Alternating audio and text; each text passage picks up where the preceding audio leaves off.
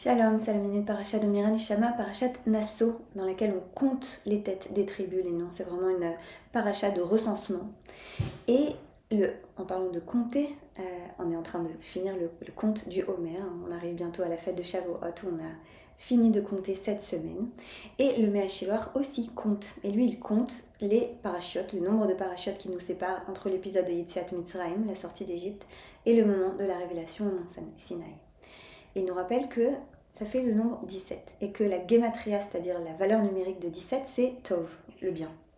Et comment est-ce que le bien, la bonté du divin se révèle à nous? Justement à travers des processus de révélation. Sauf que ce qu'il nous rappelle, c'est essentiel, c'est que nous avons un rôle à jouer dans la révélation, dans les révélations que l'on reçoit. Parce que si je reçois une révélation en étant passif et immature, je vais l'oublier le lendemain. Je vais être content sur le coup, je vais l'oublier le lendemain.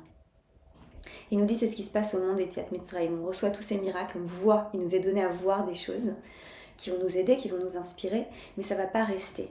Et c'est pour ça qu'on a besoin de ces 7 semaines et chaque jour de compter, le jour et de faire notre travail de tikkun midot, de réparation de notre trait de caractère selon les sphirotes, selon les qualités, chaque jour qui nous amène vers ce moment de la révélation au mont Sinaï où on sera prêt, où on aura maturé, on aura travaillé sur nous-mêmes et on sera prêt à recevoir la Torah, c'est-à-dire une instruction, une révélation qui peut être continue, puisque la Torah continue d'être vivante et révélée à chaque commentaire qu'on en fait, afin qu'il y ait quelque chose qui soit vraiment fixé dans nos cœurs, gravé de manière permanente, c'est-à-dire intégrée.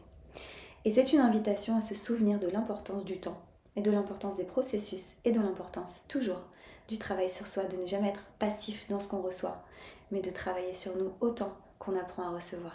Shabbat Shalom.